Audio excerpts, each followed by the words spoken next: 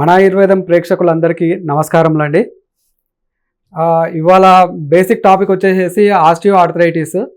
దీన్ని ఆయుర్వేదంలో సంధిగత వాతం అని చెప్పేసి పరిగణిస్తారండి.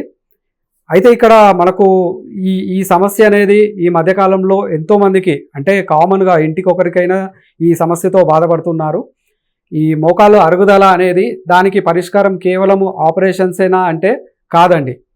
దీంట్లో మనకు ఎన్నో ఆయుర్వేద ఔషధాలలో దీనికి చక్కని పరిష్కారం అనేది చూపబడింది.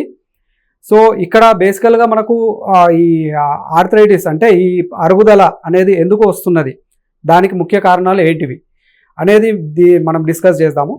ఇక్కడ బేసికల్గా వచ్చేసేసి ఆస్టియో ఆర్థరైటిస్ ఈ మధ్యకాలంలో మన ఆహార శైలి లైఫ్ స్టైల్ వీటి వల్ల ఎక్కువ మటుకు ఈ జాయింట్స్లలో కాల్షియం తగ్గిపోవడము, ప్లస్ ఎక్కువ ఊబకాయము అంటే స్థౌల్యము.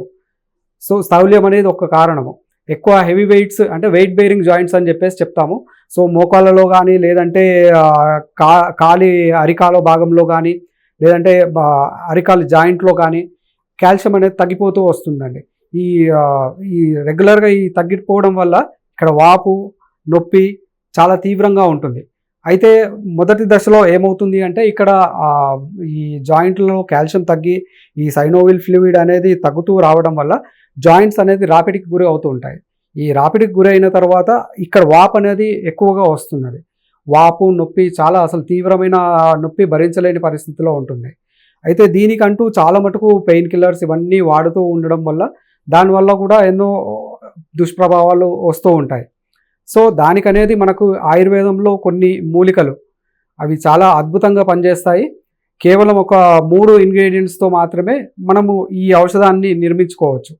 అయితే దీన్ని నిర్మాణ విధానం, దీనికి కావాల్సిన ఇంగ్రీడియంట్స్ ఏంటి అనేది మనం చూద్దామండి. ఇక్కడ బేసికల్గా వచ్చేసేసి చింతగింజలండి. చింతగింజలు ఇవి నీళ్ళలో నానబెట్టేసేసి ఈ చింతగింజలు వచ్చేసేసి నీళ్ళలో నానబెట్టి మనం దీనిపైన ఉన్న పుట్ట అనేది తీసేసి దీన్ని దూరంగా వేయించుకోవాలండి.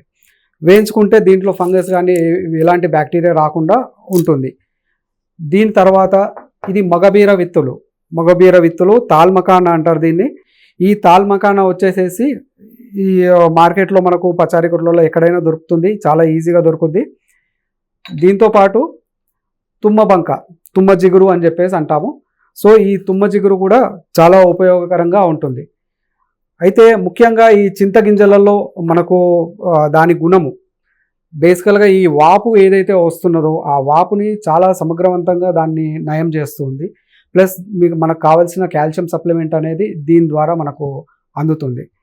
అయితే ఈ మన మగబీర విత్తులు వచ్చేసేసి ఇందులో మంచి కాల్షియం కంటెంట్ ప్లస్ మనకు జాయింట్లో ఏదైతే సైనోవిల్ ఫ్లూయిడ్ తగ్గిపోతుందో ఆ ఫ్లూయిడ్ పెంచడానికి చాలా చాలా అద్భుతంగా పనిచేస్తుంది మనకిది. ఇంకొకటి మన ఈ తుమ్మబంక వచ్చేసేసి తుమ్మ జిగురు. ఎందుకంటే ఆయుర్వేదంలో చెప్తారు వృద్ధి సమానై సర్వేషాం, అంటే సమాన గుణం ఉన్నాయి, ఎప్పుడైనా వృద్ధి చెందుతాయి. అయితే మనకు ఈ గమ్ అనేది కాల్షియం అనేది మనకు జాయింట్లలో తగ్గిపోవడం అనేది ఏదైతే ఉన్నదో దాన్ని వృద్ధిపరచడానికి ఇది న్యాచురల్గా ఉండే ఇంగ్రీడియంట్స్. ఇక్కడ ఉన్నాయి కూడా అన్ని ప్రకృతిసిద్ధమైన వనమూలికలు అండి. సో దీన్ని మనము ఏ విధంగా చేసుకోవాలి అంటే 3 కూడా ఒక 50 గ్రాములు చింతగింజలండి. సో ఇక్కడ మనము ముఖ్యంగా ఫస్ట్ చింతగింజలది మనము చూర్ణం చేసుకున్నామండి. సో చూర్ణం వచ్చేసేసి 50 గ్రాములు, మగబీర విత్తులు 50 గ్రాములు, తుమ్మ జిగురు 50 గ్రాములు. వీటన్నిటిని కూడా మనము ఫైన్గా పౌడర్ అనేది మనం చేసుకోవాలండి. దీన్ని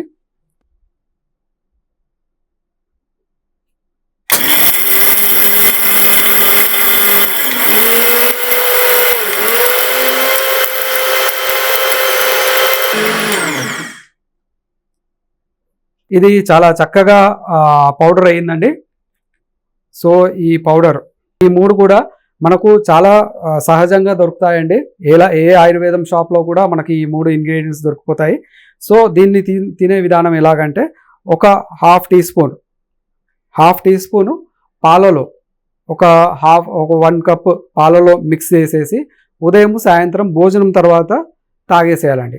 సో ఈ విధంగా రెగ్యులర్గా చేసినట్టయితే మీకు మోకాళ్ళ నొప్పి తగ్గుతూ, దాంట్లో వచ్చే వాపు తగ్గుతూ, మంచి కాల్షియం అనేది జనరేట్ అవుతుంది.